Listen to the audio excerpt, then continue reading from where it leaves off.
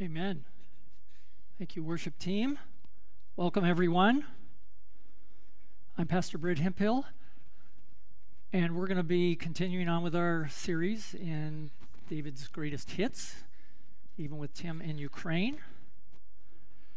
And you'll notice that the lights are not down as low as they would normally be at this time. And that is because I am not going to be featuring the scripture that we're looking at today up here. So kind of a memo went out. Who knows how many of you got it, but it was basically like, hey, you got to bring your Bible or your smart device because I'm not giving you the verses. And of course, I can see you all going, uh-oh, I didn't know about that. So it's a chance to build community, right? You find somebody with a Bible and you go sit next to them. Say, can I read your Bible as we go? And no, if not, you're going to be auditory learners, which works too.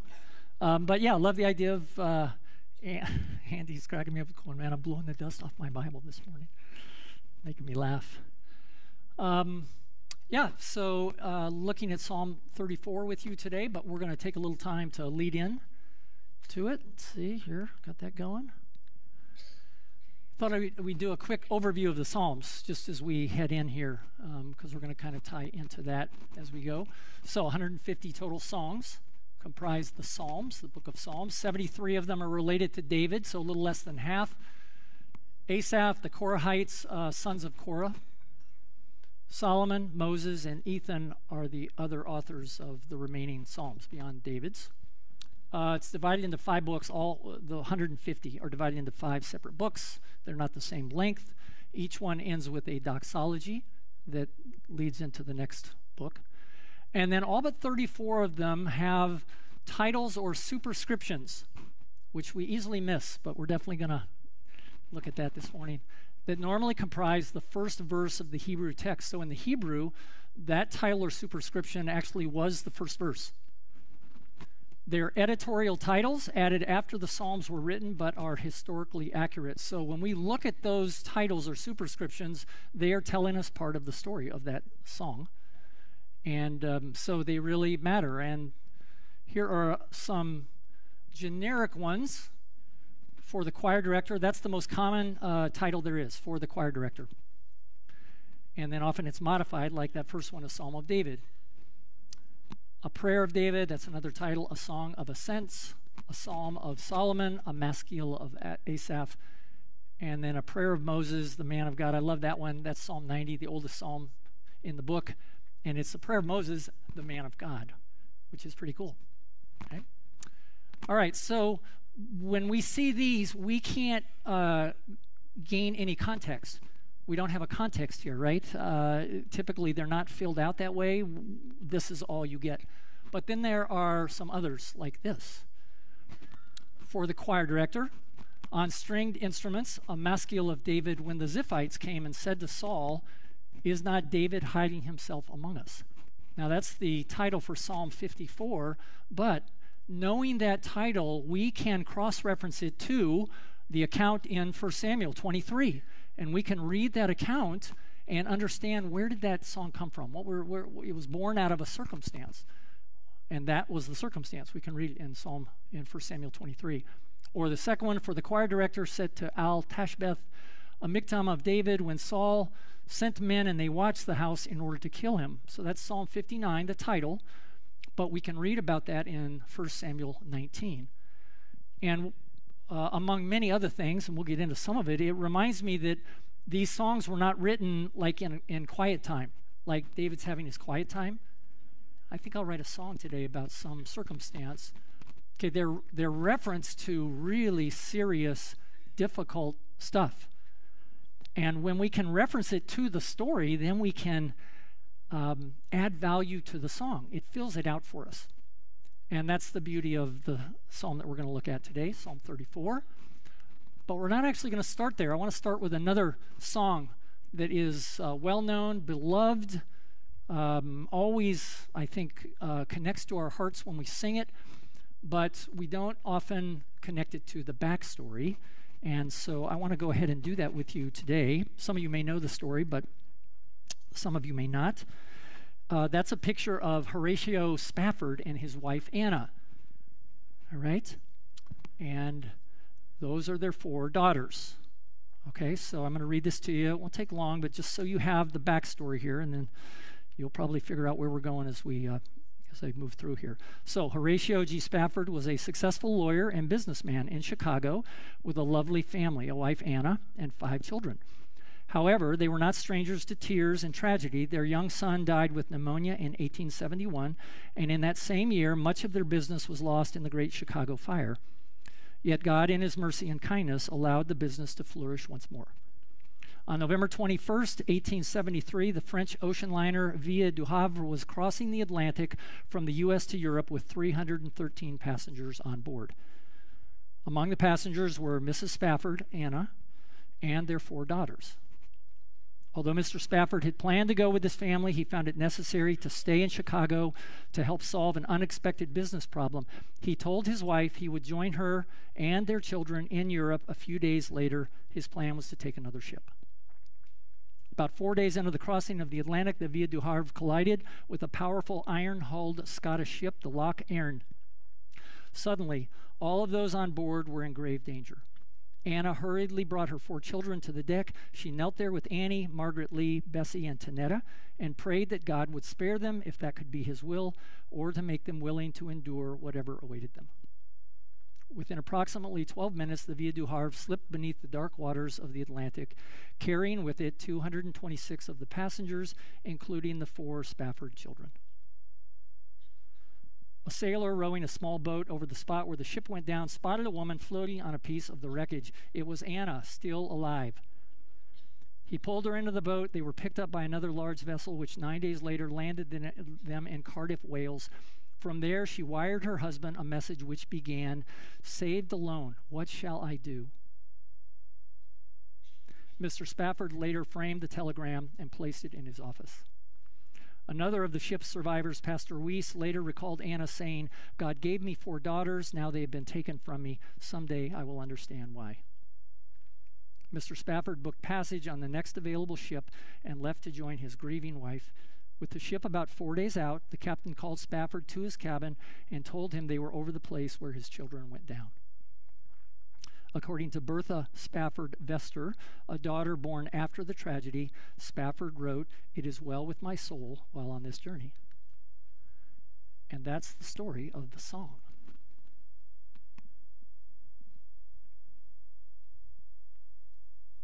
So the verses, "When peace like a river attendeth my way, when sorrows like sea billows roll, whatever my lot, thou hast taught me to say, it is well with my soul." Those were born out of the loss of his daughters. And the story, using imagination, is just profound. He lost his daughters. He had no idea they were gone, right? It was a telegram from his wife weeks later, several days later, that told him. And then, to think about her words, "Saved alone, what shall I do?" That's coming out of the depths of a heart of a mom, right? All alone with her girls gone. And these fill out the story for us. The other thing is, Horatio Spafford, in writing the song, he memorialized his greatest loss of his life. Does that make sense? He said, I want to praise God out of this loss. And at the time he wrote it, D.L. Moody heard it. Ira Sankey, his great worship leader, heard it. It became a standard at all of their revivals and meetings. And every time it was sung, it was a reminder that the Spaffords had this great loss. Does that make sense? Right? They captured it and wrote a song that we still sing today that touches our hearts. But it's the story that informs the song. And so when I sing it, I think about Horatio Spafford hearing that news. I think about Anna on the deck with her girls. I think about those girls. And it adds value and meaning to the song. All right? And many times for songs, we don't have that opportunity to fill it in. Where did it come from? What's the context? But the psalm that we're going to look at today definitely does. And so that's going to be part of the fun we have this morning, is to look into this story for this really great song that David wrote. But we're going to start with the title. We won't get to the psalm itself for a little while yet, because the title lends itself to some great kind of reckoning and research into what is going on here. When I first encountered this years ago, reading the Psalms, reading Psalm 34, for how it's the Spirit of God works, I probably read it a number of times, but there was a time where I read this title and it just stopped me in my tracks, because it says a psalm of David when he feigned madness before Abimelech, who drove him away, and he departed. David feigning madness and then being chased away by this guy, Abimelech. And so it allowed me, after many years, to use one of Gail and my favorite Far Sides, where it says, the Arnolds feign death until the Wagners, sensing awkwardness, are compelled to leave. And so it's this hospitality strategy. We love hospitality, but there are times when you're wondering, man, are these folks ever going to leave? And so Gary Larson brought that into a cartoon, and that just made us laugh. Sometimes there were times, and then we moved to Papua New Guinea, and we entered an event-oriented culture, not time-oriented, right? Time means little. And we got to meet folks from a nearby village. They became great friends of ours. They were Kumon speakers, and they would occasionally come to our house. We'd have them over and cook and invite them to maybe watch a movie and just hang out. And of course, their home was just a dirt floor and thatched, and we do our thing. And then, it's 10:30, and there is no sign that they are thinking we're going to leave. And of course, culturally, there would not be a sign. They're going to hang out, they're going to story. And then we were informed that culturally, the appropriate thing to do was tell them to go. That's what fits for their culture. And so one of our phrases was, you go now.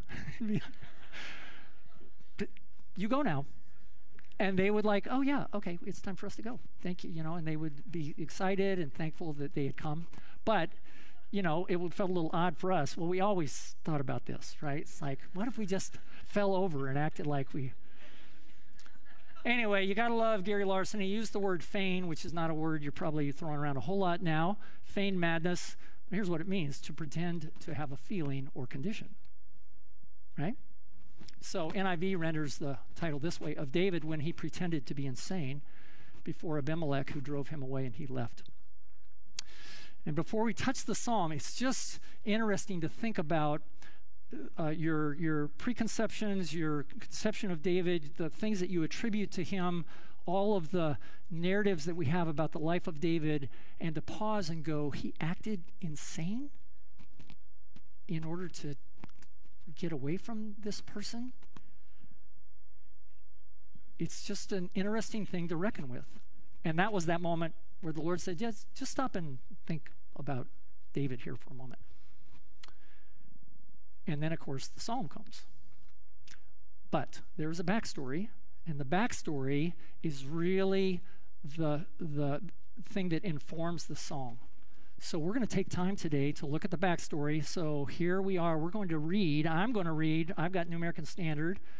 The words are not going to be up there, so you can just listen. That's great. If you have a Bible, I'd encourage you to open it.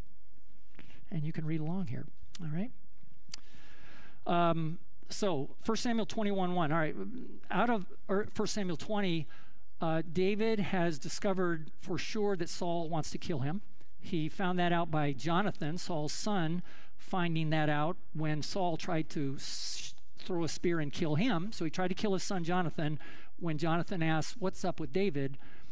So now they've actually had that arrangement with this arrow being shot that told David, oh, you got to run.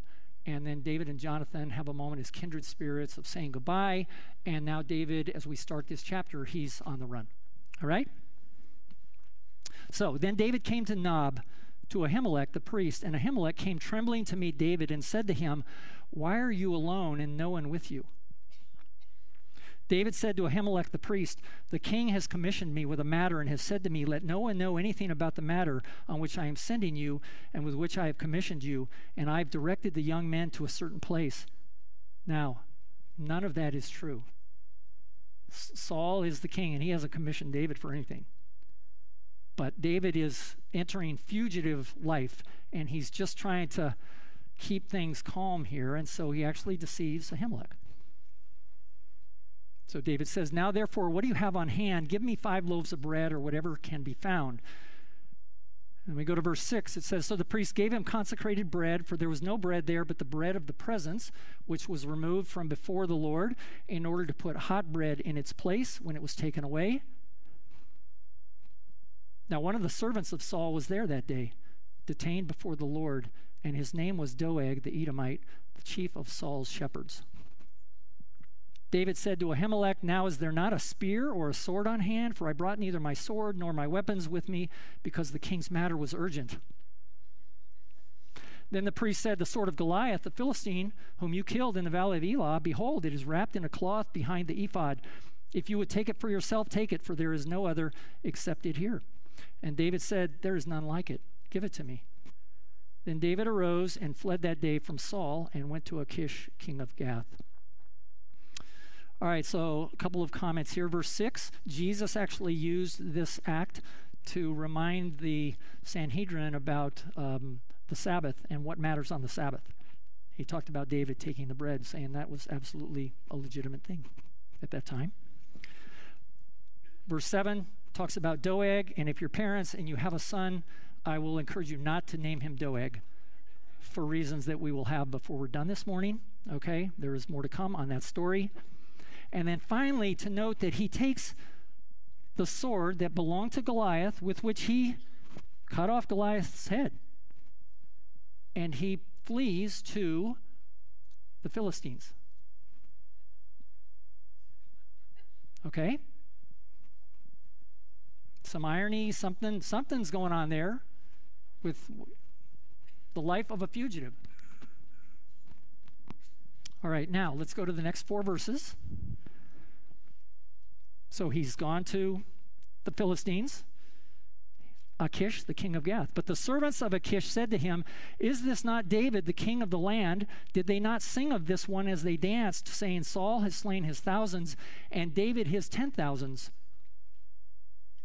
David took these words to heart and greatly feared Achish, king of Gath. So he disguised his sanity before them and acted insanely in their hands and scribbled on the doors of the gate and let his saliva run down into his beard. Then Achish said to his servants, "Behold, you see the man behaving as a madman. Why do you bring him to me? Do I lack madmen that you have brought this one to act the madman in my presence? Shall this one come into my house?" And of course, I mean, that Achish's response is just amazing. It's like, I got enough madmen. I don't need another one. But his servants, his soldiers, know who they've got. And these 4 verses are the verses that Psalm 34 refers to. Okay, this is the context when David pretended insanity before Abimelech. All right? So it's good to kind of look into it and go, wow, this was not just a moment of acting crazy, but it was a moment of acting crazy at the gate of the city. And you all have heard enough to know that the gate was the most public place in a city, right? Did they have him on display there? We don't know, but he's at the gate, and that is where he acts like I have lost my mind and does this scratching on the door and the saliva drool, and I mean, he goes after the whole thing.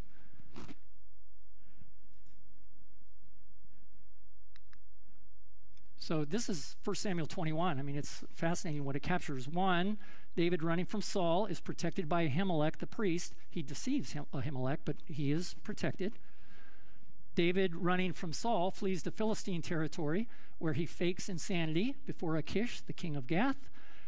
And out of that little narrative, 2 Psalms, Psalm 34 and Psalm 56. And then David escaping from Achish and running from Saul, So now he's escaping from the Philistines and from Saul. He flees to the cave of Adullam, and that's in Psalm 57. That's the title of that psalm. So this chapter is a fugitive story in multiple directions. And David took the time to write several songs about what was happening as he was going. Okay? All right, what about Abimelech? So, because the title of the song says he feigned insanity before Abimelech, but we've got Ahimelech the priest, and we've got Achish the king of Gath, but there's no Abimelech showing up. So here it's an interesting story. We see it in Genesis 20 involving Abraham, and then again in Genesis 26 involving Isaac. And it turns out that Abimelech is a dynastic title like Pharaoh, right? The pharaohs had names, but Pharaoh was their dynastic title. They were the ruler of Egypt. So when we see the name Abimelech, it refers to a title. It's not an actual name. So then, Achish, the king of Gath, is the Abimelech of Gath, which ended up being in the title of the song here. Okay? So that's kind of a good thing to be aware of, wondering who is Abimelech. All right, comments from Spurgeon here, really good, from his Treasury of David. He says, in the original, the title does not teach us that the psalmist composed this poem at the time of his escape from Achish, the king or Abimelech of Gath, but that it is intended to commemorate that event and is suggested by it. In other words, Spurgeon is saying there's no suggestion he wrote it immediately. There was some time that elapsed, and then he wrote it, and he referenced it to commemorate that event. And then he says, it is well to mark our mercies with well-carved memorials. And I think about Horatio Spafford writing, it is well with my soul. And he memorialized the mercy of God in that song, though he had lost his daughters, right? And we enjoy it to this day. So, now we can talk about the psalm at last. It's an acrostic. Each verse begins with a different letter of the Hebrew alphabet in order. So this is one of two that David did where he actually started each verse with an alphabet, but he did it in order. Like for us, it'd be the ABCDs. He used the Hebrew alphabet. But then one letter in the Hebrew alphabet is omitted between verse 5 and 6, thereby finishing the acrostic with verse 21. The last verse, verse 22, then breaks the acrostic and calls attention to itself. And it's just interesting to think about. David is inspired to write this song out of the circumstances that we're talking about, but he intentionally says when he gets to the fifth letter, nope, God says, nope, that's not here. Put that at the end. And I love how Wolford and Zook said, calls attention to itself. That last verse David pulled out and said it normally would go here, but he put it at the end so it would conclude the song. And now, at last, we can read Psalm 34. And here's what it says. I'm reading from New American Standard. I will bless the Lord at all times. His praise shall continually be in my mouth. My soul shall make its boast in the Lord. The humble shall hear it and rejoice. O magnify the Lord with me. O let us exalt his name together. I sought the Lord, and he answered me and delivered me from all my fears. They looked to him and were radiant, and their faces shall never be ashamed. This poor man cried, and the Lord heard him and saved him out of all his troubles. The angel of the Lord encamps around those who fear him and rescues them. O taste and see that the Lord is good. How blessed is the man who takes refuge in him. O fear the Lord, you his saints, for to those who fear him there is no want. The young lions do lack and suffer hunger, but they who seek the Lord shall not be in want of any good thing. Come, you children, listen to me. I will teach you the fear of the Lord. Who is the man who desires life and loves length of days, that he may see good? Keep your tongue from evil and your lips from speaking deceit. Depart from evil and do good. Seek peace and pursue it. The eyes of the Lord are toward the righteous, and his ears are open to their cry. The face of the Lord is against evildoers, to cut off the memory of them from the earth. The righteous cry, and the Lord hears and delivers them out of all their troubles. The Lord is near to the brokenhearted and saves those who are crushed in spirit. Many are the afflictions of the righteous, but the Lord delivers him out of them all. He keeps all his bones, not one of them is broken. Evil shall slay the wicked, and those who hate the righteous will be condemned. The Lord redeems the soul of his servants, and none of those who take refuge in him will be condemned.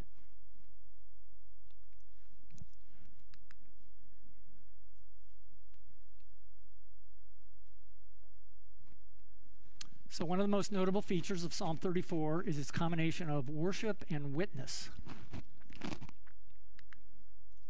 The first 10 verses are a hymn, and the last 12 a sermon. The first 10 verses are a personal experience, the last 12 a general instruction. So this is Spurgeon commenting on this psalm. So it really has two distinct parts. So we're going to talk about the first 10, the experience there, and really two things that are front and center as we think about it. The first is fear. I don't know if y'all remember Fear Factor, or if they're still doing it, but way back, it was the thing where they basically had folks do stuff that was the thing that freaked them out the most, and if they survived or whatever. Well, we got a kick out of this because we were in Papua New Guinea, and they were featuring a number of things that were common experiences for us. I think there's cockroach up there on the left, and yeah, just good stuff. So fear factor, though, right? This is a real part of David's journey at this point. He says, I sought the Lord, and he answered me. He delivered me from all my fears. He speaks to all of his fears under these circumstances that God delivered him. And then just to recognize, because when you read the passage from 1 Samuel, you can't tell, was he really in danger? I mean, he acts insane, and the soldiers, Achish's soldiers say, hey, this is, David, but did they really have him, or was it just kind of a, it wasn't as a big a deal maybe? But this is the title for Psalm 56, and it says, when the Philistines seized him in Gath. So they had him. They had him with Goliath's sword, and they knew that it's him and he is ours, and there is no way that he's going to get away. And so David feared for his life. Totally. Right? And out of that, the insanity, a desperate work to somehow save himself. But I also think it's worth thinking, what else would he have been afraid of? Because multiple things would pass through your mind. And, one is that he was the anointed king of Israel at this time. He was a fugitive king, but he was the king. Samuel had anointed him. So you wonder, did he think of the future of his nation? He's also married. He's got a family, married one of Saul's daughters. So at a number of levels, there is a lot at stake right now with his life at stake in a number of directions. So for sure, he knew fear, deep fear. Another thing that maybe is a little more hidden, but I think we can see it as we consider what's happened here, is humiliation. This was part of his experience, right? This verse, Isaiah 33, therefore the safety of Pharaoh will be your shame, and the shelter in the shadow of Egypt your humiliation. This is the Lord speaking to Hezekiah, King Hezekiah, because Assyria is coming for Judah. And Hezekiah is desperate. He knows we're done here if we can't get some help. And so he ponders an alliance with Egypt.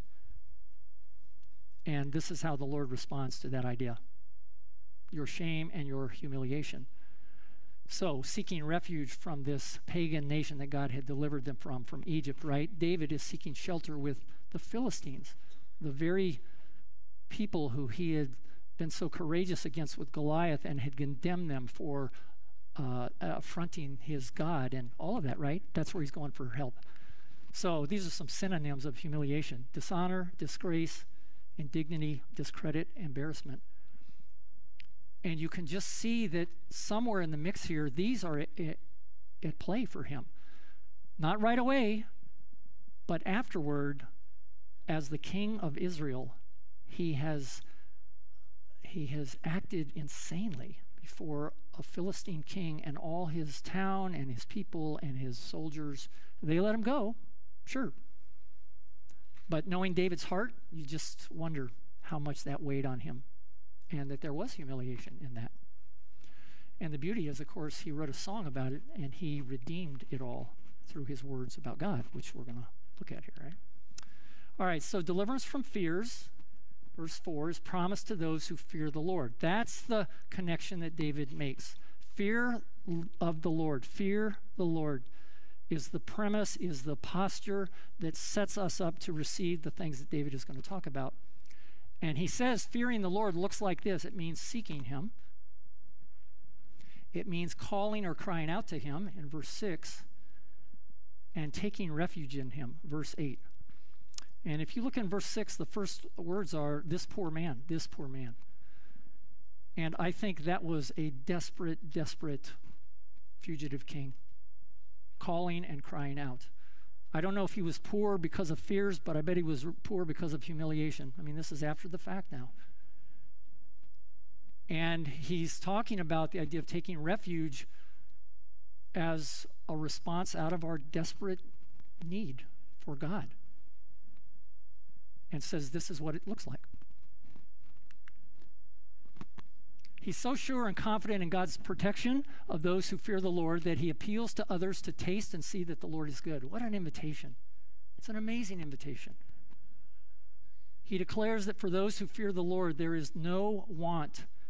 I remember Tim last week talking about, he gave a story about someone who did not know, they weren't followers of Jesus, but they knew people, and in the end, all of their people, I don't know, Greg, was that your story? Was it Tim's? Anyway, he talked about how in the end they realized all these people were followers of Jesus. The things that they had seen in their lives suddenly were the things they wanted for themselves. And it was almost, they tasted it and saw that it was good. And that's a great reminder to us that Paul talks about our lives as the aroma of Christ, okay? If we're living for him, people notice. They can taste and see that the Lord is good. And then David declares that for those who fear the Lord, there is no want. That's the New American Standard language, but I like it because I think NIV and maybe ESV talks about there is no good thing withheld, or, good things. But I like the language of there is no want, because I know in my own life, boy, do I spend a lot of time talking about what I want. I got my want list, and every day it's small or big, but it's usually there. And David says, fearing the Lord takes away all of that. He's all that we need. And so he talks about that as fully confident that this is how we experience God's goodness when we fear the Lord. This is a paraphrase of a hymn through all the changing scenes of life. Fear him, you saints, and you will then have nothing else to fear. His service shall be your delight, your needs shall be his care. That's pretty fun. So that's a song written from the song of Psalm 34. But it does capture the idea that when we fear him, godly fear, reverential fear, that there are things that God does to care for us. And from the experience then, the fear and the humiliation and the deliverance, David says, now I've got some things to teach you. And I love the language here. Come, my children, listen to me. I will teach you the fear of the Lord. Almost sounds like Solomon. It's very rare for David to use this kind of language, my children. But that's what he says. I'm going to tell you now about fear of the Lord. And he says it's expressed in a few things: turning away from evil, verses 13 and 14, including how we use our mouths and our tongue; doing good, verse 14; seeking and pursuing peace, verse 14. And I love that, we often look for ways to just kind of assess, a self-assessment. Lord, how am I doing here? I want to fear you. I want to know what that is like. And here are some things. How's this going for you in these areas? Are you turning away from evil, making the choice? Are you doing good? Are you seeking and pursuing peace? These are contrary to much of how the world would approach things, right? So they do speak to things that matter in our faith with Jesus. And then he says, out of that come blessings. So God hears and delivers. He draws near to the brokenhearted, and he saves those who are crushed in spirit. And what these verses remind me of is that when David wrote this song, he was not writing on a good day saying, I bet people could use some advice on, what happens when you fear the Lord. Because the story, even as we've looked at it, and we're going to pick up a little more here in a bit, he was in this place. He was brokenhearted. He was crushed in spirit. And he experienced God drawing near to him. So much so that he could write the song that would allow us to look at it and see the context, and then to allow God to use it to minister to our hearts. So, fear of the Lord, that's our posture. That's our what we offer to God. And then God brings blessing through hearing and delivering, drawing near to the brokenhearted, saves the crushed in spirit. And even today, I mean, our stories, there's so many stories, right, of those that are here this morning. And if this catches you in that time of wondering, God, are you going to show up in the midst of this difficult time? That David says he will show up. He will show up. He will draw near as you seek him, cry out to him. Now, it sounds like it's all good, but David makes sure that we know that it's not just all good. He says, many are the afflictions of the righteous, just tells us. But the Lord delivers him out of them all. He keeps all his bones. Not one of them is broken. When you look at the commentaries on this one, because obviously things happen, physical things happen, even leading to death happens to God's children. So the commentaries tend to talk about this in terms of what David is saying here is that God spares his children from utter destruction. He always is going to take, it may end in death, it may end in, hard things physically, but in the end, God wins. He does all the things that he is going to do for us as his children. This is how Paul said it. He said, we are hard pressed on every side, but not crushed. Right? Maybe you're there right now. I love what Oswald Chambers said about this whole kind of the tension of living in all of this. He says the typical view of the Christian life is that it means being delivered from all adversity, but it actually means being delivered in adversity, which is something very different. If you are a child of God, you will certainly encounter adversities, but Jesus says you should not be surprised when they come. In the world you will have tribulation, but be of good cheer. I have overcome the world. John 16:33. He is saying there is nothing for you to fear. And then he goes on, God does not give us overcoming life. He gives us life as we overcome.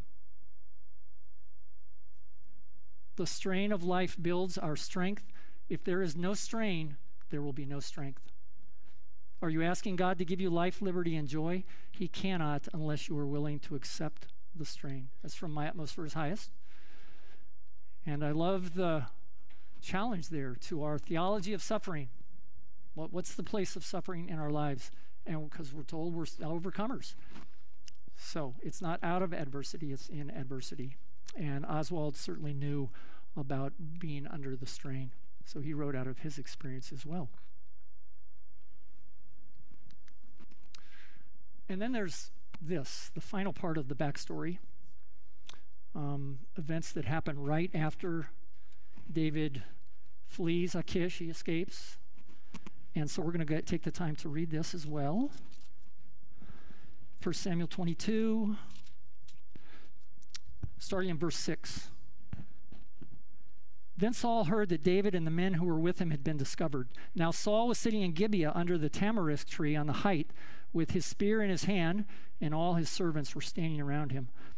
Saul said to his servants who stood around him, "Hear now, O Benjamites, will the son of Jesse also give to all of you fields and vineyards? Will he make you all commanders of thousands and commanders of hundreds?" He won't even call him David, right? Son of Jesse, that's David. "For all of you have conspired against me, so that there is no one who discloses to me when my son," that's Jonathan, "makes a covenant with the son of Jesse, and there is none of you who is sorry for me or discloses to me that my son has stirred up my servant against me to lie in ambush, as it is this day." David's waiting in ambush for him? No, just... Then Doeg the Edomite, who was standing by the servants of Saul, said, I saw the son of Jesse coming to Nob, to Ahimelech, the son of Ahitub. He inquired of the Lord for him, gave him provisions, and gave him the sword of Goliath the Philistine. Then the king sent someone to summon Ahimelech, the priest, the son of Ahitub, and all his father's household, the priests who were in Nob, about 6 or 7 miles away. And all of them came to the king. Saul said, Listen now, son of Ahitub. And he answered, Here I am, my lord. Saul then said to him, Why have you and the son of Jesse conspired against me, and that you have given him bread and a sword, and have inquired of God for him, so that he would rise up against me by lying in ambush, as it is this day? Then Ahimelech answered the king and said, And who among all your servants is as faithful as David, even the king's son-in-law, who is captain over your guard and is honored in your house? Did I just begin to inquire of God for him today? Far be it from me. Do not let the king impute anything to his servant or to any of the household of my father, for your servant knows nothing at all of this whole affair. Because David said, I'm on a mission from the king, right? But the king said, You shall surely die, Ahimelech, you and all your father's household. And the king said to the guards who were attending him, Turn around and put the priests of the Lord to death, because their hand also is with David, and because they knew that he was fleeing and did not reveal it to me. But the servants of the king were not willing to put forth their hands to attack the priests of the Lord. Then the king said to Doeg, You turn around and attack the priests. And Doeg the Edomite turned around and attacked the priests, and he killed that day 85 men who wore the linen ephod. And he struck Nob, so he goes to their town, the city of the priests, with the edge of the sword, both men and women, children and infants, also oxen, donkeys, and sheep he struck with the edge of the sword.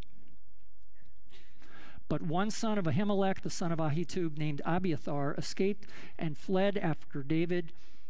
Abiathar told David that Saul had killed the priests of the Lord. Then David said to Abiathar, I knew on that day when Doeg the Edomite was there that he would surely tell Saul, I have brought about the death of every person in your father's household. Stay with me, do not be afraid, for he who seeks my life seeks your life, for you are safe with me.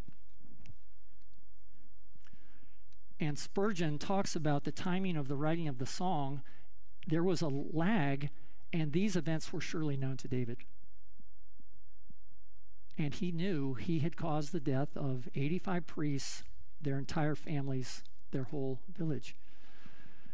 And he's got to reckon with that, too.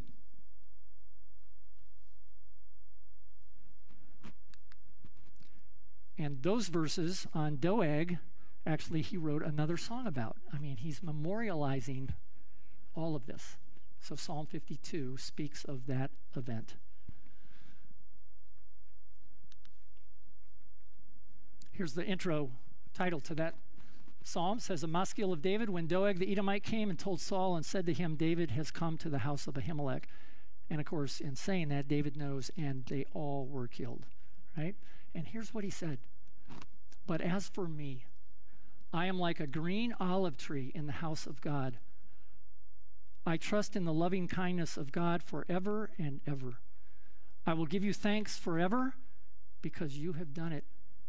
And I will wait on your name, for it is good in the presence of your godly ones. Psalm 52:89.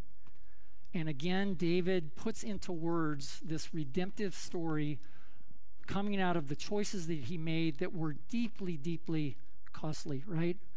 His dignity, the lives of priests and families, his behavior in front of the Philistines who knew him as a champion and saw him as a fool. And he is able to write this. And so offer to us this perspective on how we rise above fear and humiliation.